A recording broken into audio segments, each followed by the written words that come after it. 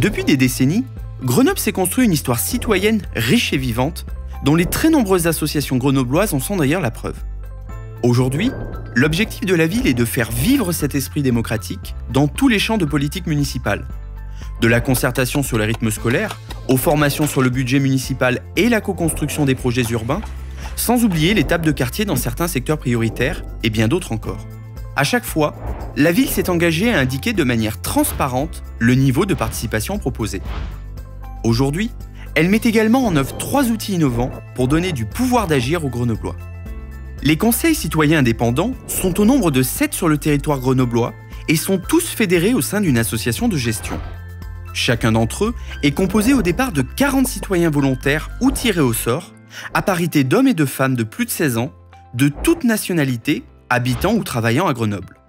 Ils ont pour mission d'initier des projets collectifs, d'animer des débats publics et de mener des actions de solidarité. Lors du conseil municipal, ils peuvent interpeller la ville en posant une question au maire. Le budget participatif permet chaque année aux Grenoblois de décider directement d'une partie du budget d'investissement de la ville. En effet, tout citoyen de plus de 16 ans peut soumettre un projet d'intérêt général qu'il vient ensuite défendre lors de la ruche au projet.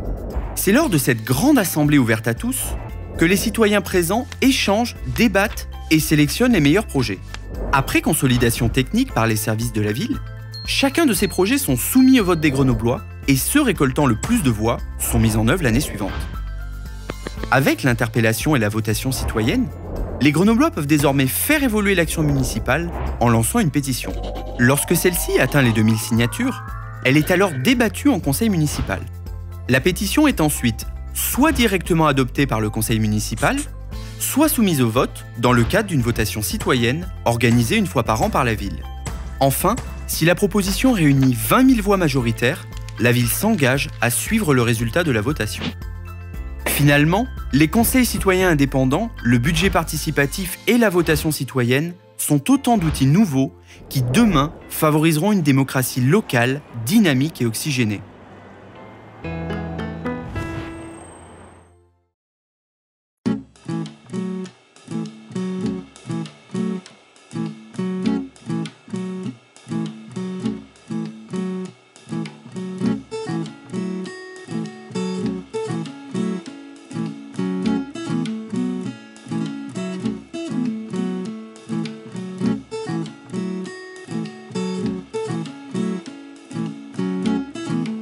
J'étais porteur de projet pour un projet d'aménagement des rives de l'Isère pour mettre en place un site d'escalade. J'ai juste voté, moi, c'est tout. J'ai porté un projet, la siesterie au parc Bachelard. C'est un endroit où je vais tous les jours pour le travail. J'ai participé au budget participatif. L'année dernière, j'avais présenté un projet de jardin participatif à l'île Verte, et cette année c'était un autre projet que j'ai porté, celui des boîtes à livres, donc qui lui va se faire. Je suis aussi membre d'un conseil citoyen indépendant, le conseil citoyen indépendant C, et j'ai participé aussi à la campagne de votation. J'ai soutenu la demande de concertation qui avait été présentée par le CLUC sur les nouveaux tarifs de stationnement. Je fais partie du CCID, donc qui est vers les eaux claires. J'avais été tiré au sort, donc avant j'étais pas du tout impliqué dans la démocratie citoyenne. Je suis vraiment très peu, enfin on peut dire que je suis pratiquement pas impliquée dans la démocratie participative locale à Grenoble. Bon, je suis allée voter pour les budgets participatifs, mais vraiment c'est tout ce que j'ai fait, même si j'ai entendu parler des conseils citoyens. Enfin, c'est quelque chose qui m'intéresse. Voilà. Très impliquée après dans le lancement d'une pétition où on a demandé des espaces pour planter des jardins de partout dans la ville. Donc, toute l'année, on a réseauté plein d'associations, plein de gens qui font plein de choses. En même temps qu'en parallèle, on a découvert que d'autres gens aussi réseautaient beaucoup. Et au final, on va lancer des jardins. On lance 7 nouveaux jardins. Si j'avais un projet, je le proposerais à quelqu'un déjà, je le proposerais à plusieurs personnes pour voir si le projet il pourrait être viable au niveau des gens. Et de là, moi, je ne serais pas porteur de projet non plus. Je proposerais à quelqu'un de le faire à ma place. Je préfère aller tomber sur quelque chose qui est déjà construit, qui est déjà fait, et me dire « ça c'est génial, l'idée elle est super ». puis voter pour cette idée. Moi, je suis directrice d'une association, j'ai pas mal de bénévoles. Enfin, déjà, nous, dans notre association, on est tout complètement débordés, donc on a plein de bénévoles qui nous aident. Enfin, et du coup, dans notre association, on essaye on travaille sur le participatif. Enfin, moi, c'est vraiment ce que je souhaite aussi. Enfin, c'est pour ça que ça m'intéresse, tout ce qui est démocratie participative. Mais du coup, je vois aussi le temps que déjà on prend pour pouvoir créer ce participatif. Ça prend beaucoup de temps, quoi. Nous, on l'a porté en collectif, notre projet. On était plusieurs. Et du coup, effectivement, ça prend du temps. Mais finalement, si on est plusieurs, on peut se répartir ce temps-là. Et ça reste quand même faisable. Et en plus, c'est vraiment quand même une expérience qui est assez enrichissante. C'est vrai que la période vraiment de campagne où vraiment il faut défendre et faire connaître son projet prend du temps. Mais en même temps, c'est vraiment... Il y a tous les porteurs de projets qui sont là, on se rencontre, il y a une émulation, j'arrive pas à trouver mon mot, mais il y a quelque chose qui se passe qui est assez intéressant aussi. Et c'est assez intéressant de voir aussi comment ça se passe de l'intérieur aussi, tout ce processus du budget participatif. Moi, clairement, j'ai pas la possibilité, enfin, j'ai pas le temps ni les moyens de me poser là-dedans et de me dire s'il y a quelque chose de viable. Je pense qu'il y a beaucoup de gens qui ne sont pas porteurs de projet qui surestiment le temps qu'on peut y passer quand on est porteur de projet. Parce que finalement, moi, j'ai déposé une idée assez simple où bon, j'y ai réfléchi peut-être une demi-heure avant d'inscrire sur le site web. Et après, bon, moi, je suis allé à la ruche, effectivement, j'ai passé un samedi. Et après, au moment de la mise en place du projet, j'aurais même aimé que la mairie me sollicite un peu plus pour que je puisse vraiment participer à la mise en place du projet. Mais du coup, dans l'année qui a suivi, je n'ai pas passé non plus tant de temps que ça. La mairie demandait aussi un peu plus de temps de la part des porteurs de projets, comme notamment à travers les caravanes. Donc la caravane, ça s'accrochait en fait. C'est un événement qu'a mis en place la mairie qui se raccrochait à d'autres événements préexistants.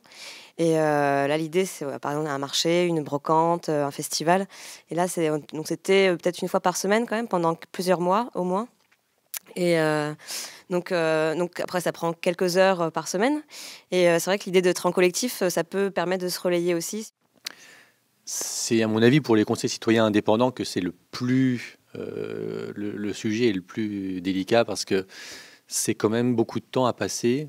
Une fois qu'on y a goûté, on en fait de plus en plus, mais c'est vrai que ça peut être quelque chose un obstacle, cette notion d'implication. Il faut arriver à dégager du temps par d'autres biais aux gens, je sais pas moi, qui sont pas... On retrouve souvent, par exemple, la catégorie des retraités dans tout ce qui est démocratie participative. Et du coup, comment on ouvre aux gens qui sont en poste avec un boulot à temps plein, peut-être en libérant un peu... je sais pas, quand les gens sont en conseil citoyen ou dans d'autres instances de démocratie participative, libérer des plages horaires, je sais pas, ça peut être 1 heure par semaine, 2 heures par semaine. Après, ça pose la question de qui paye ça. Enfin, donc c'est compliqué et ça coûte de l'argent. Je pense que c'est quand même une question assez importante du point de vue démocratique parce que c'est une certaine partie des Grenoblois qui arrivent à se libérer du temps pour être investis dans la vie associative. Et le but des projets comme le budget participatif, c'est aussi d'arriver à toucher d'autres personnes. Et si finalement les seules personnes qui arrivent à proposer des projets parce qu'ils ont le temps sont les gens qui étaient déjà investis dans la vie associative grenobloise, à quoi sert le budget participatif ? Donc derrière, il y a un vrai enjeu démocratique sur cette question du temps-là. Est-ce qu'on peut vraiment tous participer à ça ? Sur la participation des gens qui ne sont pas impliqués à la base dans le citoyen, on l'a vu en fait au CCI. C'est censé être 50% de tirés au sort et 50% de volontaires, donc qui font déjà partie souvent du milieu associatif ou citoyen. Ceux qui restent, c'est ceux qui étaient déjà impliqués avant. Et moi, je fais partie des rares. Alors, je ne sais pas si c'est un problème de communication ou juste de volonté des gens. Enfin, c'est vrai qu'il faut se motiver et je n'ai pas le secret pour que ça marche. Il y a ce qu'on appelle le service com, les services communication, et ils font déjà du bon boulot. Moi, je vois plein de choses qui passent sur les réseaux sociaux.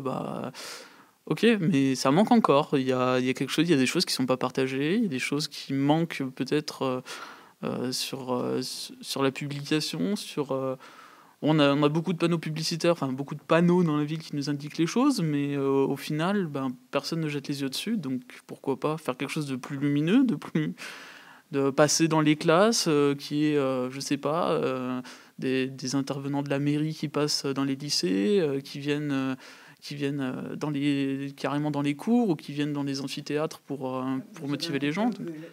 Une des choses qui était ressortie aussi du bilan du budget participatif du coup 2016, c'était qu'effectivement, il y avait peu de jeunes et qu'en plus, donc effectivement, on peut voter à partir de 16 ans. Sauf qu'on s'était rendu compte que les horaires de bureaux de vote et les bureaux de vote permettaient pas en fait aux jeunes de voter puisqu'ils sont en cours aux heures de vote. Et du coup, une des pistes qu'on avait explorées, c'était peut-être effectivement de pouvoir faire les expositions de projets et mettre certains bureaux de vote dans les lycées. Pourquoi pas aussi le développer dans les transports en commun ? Le matin, il y a des gens, ils prennent le tram d'un bout à l'autre de l'agglomération, ils prennent le bus, le tram, différents transports en commun, et justement, ils se retrouvent là-dedans, et bon, ils sont dans le tram, ils font rien. Ils écoutent de la musique, ils sont sur leur portable, mais pourquoi pas, je sais pas, à l'arrêt de tram, proposer des affiches des affiches du budget participatif, proposer une fiche justement qui mettre des boîtes à idées dans certains endroits, dans des endroits stratégiques. S'il y a des boîtes à idées, ça serait bien que les idées contestataires paraissent également sur les sites internet. C'est-à-dire qu'une idée contestataire, elle contient une vérité dont on n'a peut-être pas connaissance, qu'on n'aime pas a priori parce qu'on n'a pas connaissance de la réalité dans laquelle vit la personne qui pense la chose qu'on conteste. Aussi sur l'aspect communication, il faudrait voir, je ne sais pas quels outils j'utilise pour faire passer les mesures. Moi, j'étais vraiment imperméable à ça, les affichages. Si on ne m'avait pas appelé, je serais passé à côté de tout ça. Je ne sais même pas si le budget participatif, je connaîtrais l'existence. Et ouais, je me demandais la question, est-ce que c'est pas les médias, par exemple radio et télé, mais du coup il faut qu'ils aient des raisons d'en faire la promotion. Donc je sais pas si la ville doit travailler avec eux, que ça arrive aux gens par la télé, sans qu'ils l'aient demandé en fait, comme moi ça m'est arrivé, pour que ça touche vraiment beaucoup de monde, je parle. Je sais pas quel pourcentage de gens sont allés voter sur le nombre d'habitants en ville, et je pense qu'il reste assez faible, même s'il a beaucoup augmenté sur la deuxième édition. Sur l'exposition aux médias, tout ça, je pense qu'il y a un effort qui est fait par la mairie en ce moment. Sur le deuxième budget participatif, ça a été évident parce qu'il y a eu vraiment un gros effort. Il y a eu des spots tournés sur chaque projet avec Télé Grenoble. Il y a eu des interviews sur France Bleu Isère, des choses comme ça. Et je pense qu'il y a aussi une chose qui va se développer, c'est les relations, les liens entre ces différents dispositifs. Parce que, par exemple, dans le Conseil citoyen indépendant c'est l'île verte, Mutualité, Notre-Dame et Saint-Laurent, on a décidé, par exemple, d'inviter les porteurs de projets du budget participatif qui n'avaient pas été sélectionnés ou à la ruche au projet ou à la semaine de votation, venir nous exposer leurs projets, nous les réexpliquer, et voir, nous, comment Conseil citoyen indépendant, avec les moyens qu'on a. On a quelques moyens financiers, on a un moyen de parler directement avec les élus et les services, voir comment on peut aider ces gens qui ont plein d'idées, qui ont malheureusement pas été sélectionnés au moment de la ruche ou au moment de la semaine de votation, mais on va essayer de les aider à ce que leurs projets aboutissent.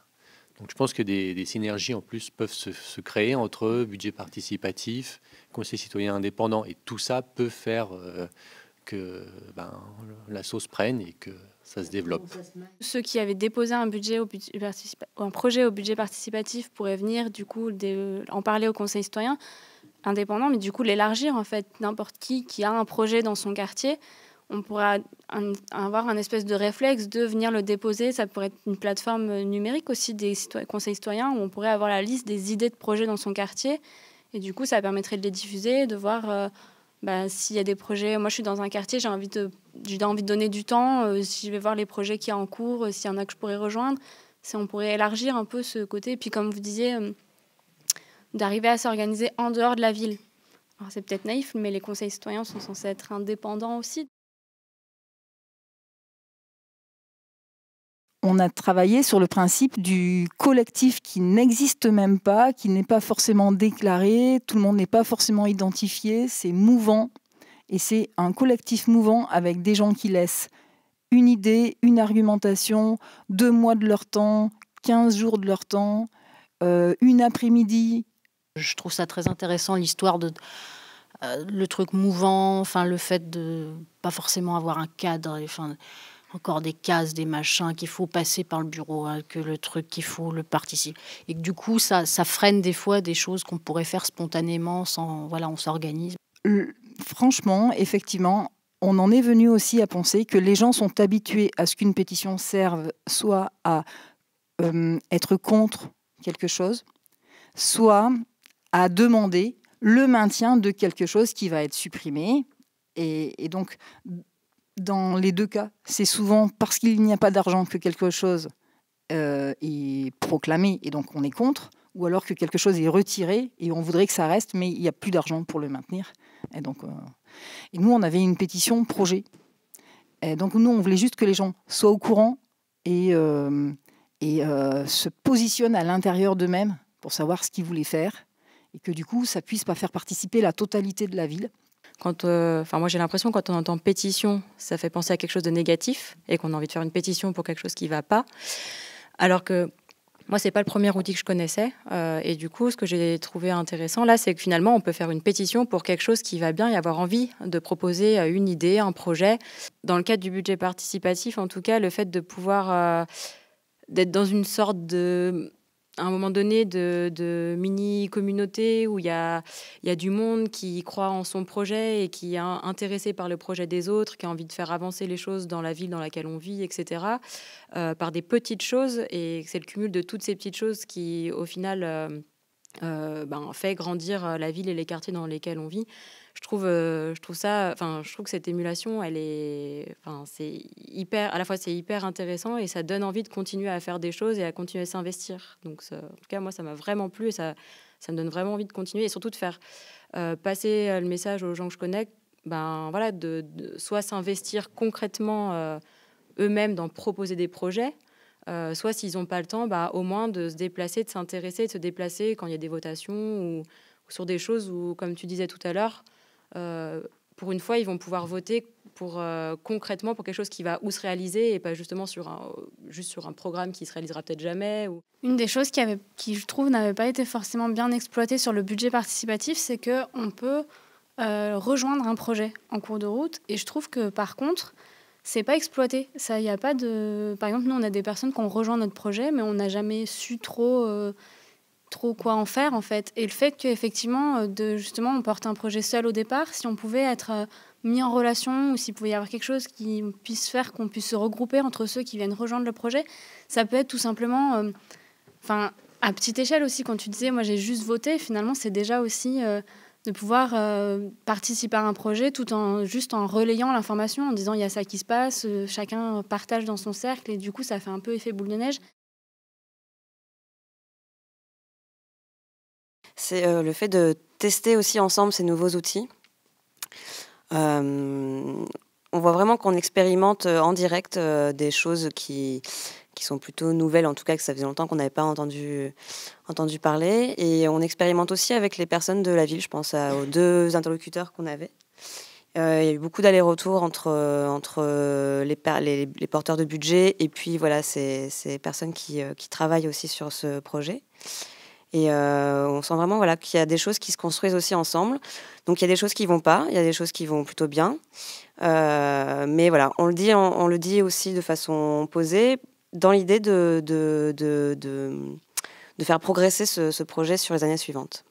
Il fallait du temps pour que les citoyens apprennent à participer dans la vie de la ville.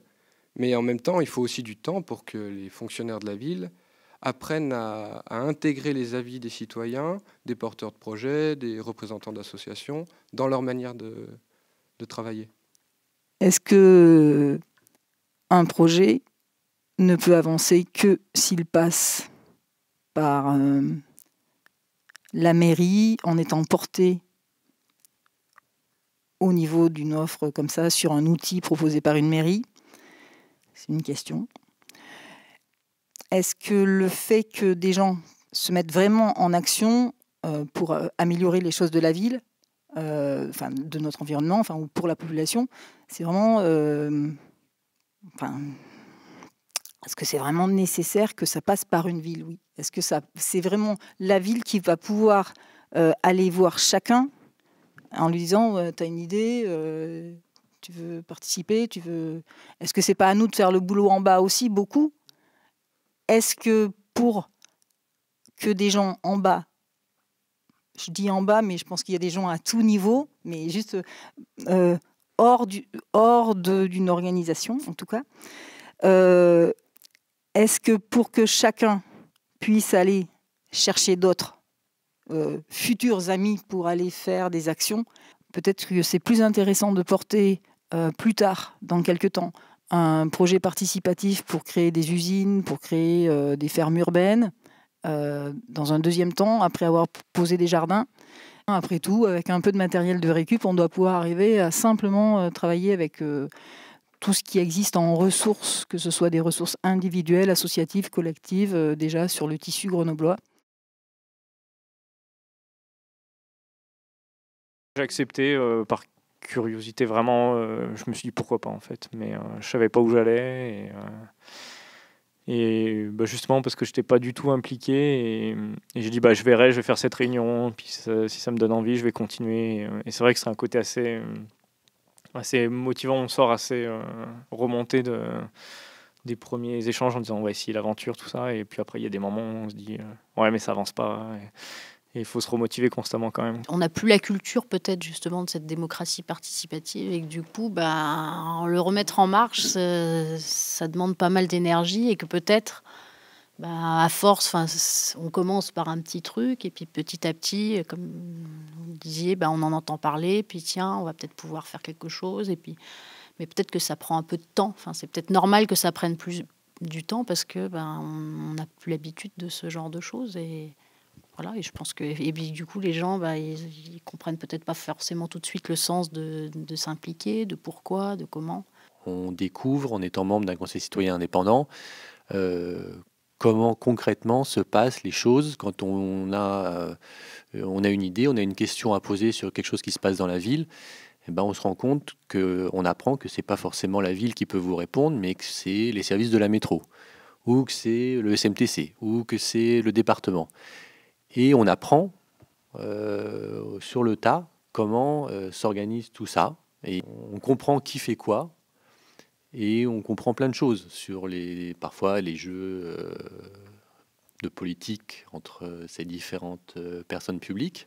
Donc, moi, ce que j'en tire et en quoi ça m'est utile, c'est un peu la même chose. C'est vraiment plus un niveau d'information que j'avais pas du tout et que j'ai acquis, ne serait-ce que pour ce qui se faisait à Grenoble, les différents projets, les décisions politiques aussi, à côté desquelles je serais passé si j'en avais pas fait partie. C'était une époque où il y avait une question posée au conseil municipal, et en fait l'opposition avait beaucoup décrié les conseils citoyens. Enfin, moi j'en avais eu des échos par mail, par des mails qui circulaient, et je l'ai ressenti assez violemment en fait, parce qu'on est juste, moi en l'occurrence j'étais tiré au sort, mais même les volontaires, on n'est pas forcément hyper politisés. Et un dispositif qui est fait juste aux citoyens pour s'impliquer, en fait, rentre dans un jeu politique immédiatement. Et finalement, maintenant, je comprends que ça fait partie du truc, quoi. Mais c'est presque un peu dommage d'être tout de suite politisé au sein du débat, alors que c'est pas l'idée de départ et c'est pas le but, je trouve. Et c'est dommage que des gens n'arrivent pas à comprendre ça. À mon niveau, c'est ce que je ressens. Mais sinon, c'est bénéfique.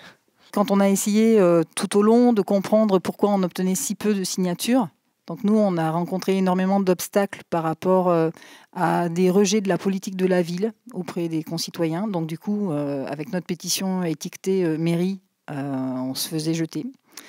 Une démocratie dans laquelle les gens participent, c'est une démocratie horizontale où tous les avis peuvent être bienveillants les uns vis-à-vis des autres, sans préjugés, et où les gens qui se sont mis en lien l'un avec l'autre pour discuter d'un sujet se mettent en équipe, les deux ensemble, pour résoudre un problème plus grand. Ces trois outils de démocratie participative, quand j'en ai entendu parler pendant la campagne municipale, ça m'a plu et je les ai pratiqués tous les trois. Et il y a une chose qui me frappe quand on utilise ces outils, c'est qu'on devient un citoyen, je ne sais pas comment on pourrait dire, un super citoyen. Parce que on se forme à être citoyen encore plus que ce qu'on était. On est plus passif, On peut agir à son faible niveau, mais surtout, on apprend plein de choses. Pour moi, les outils qui sont donnés aujourd'hui, et surtout le budget participatif, au final, c'est vraiment, moi en tout cas, je l'ai saisi en tant qu'habitante et comme vraiment un outil que j'aurais pas eu finalement à un moment donné pour pouvoir proposer ce projet. Sinon, j'aurais jamais pu le proposer au final. Et donc déjà, en ça, je trouvais ça intéressant. Et aussi, ça me faisait penser au fait que, comme on a l'air de dire un peu là que les gens n'ont ni trop le temps, ni trop les outils, et c'est pas non plus, j'ai l'impression, dans notre culture, au final, depuis des décennies, on n'a pas cette culture de s'impliquer dans la vie de la cité. Finalement, j'ai l'impression que tous ces outils, c'est une réponse pour nous aider, nous, citoyens, qui n'avons pas pris cette habitude, qui n'avons pas été éduqués comme ça, finalement, à pouvoir petit à petit se saisir de ces questions-là. Cet engagement, en tout cas dans le budget participatif, il m'a un peu redonné foi en l'humanité à des moments où c'est un petit peu difficile.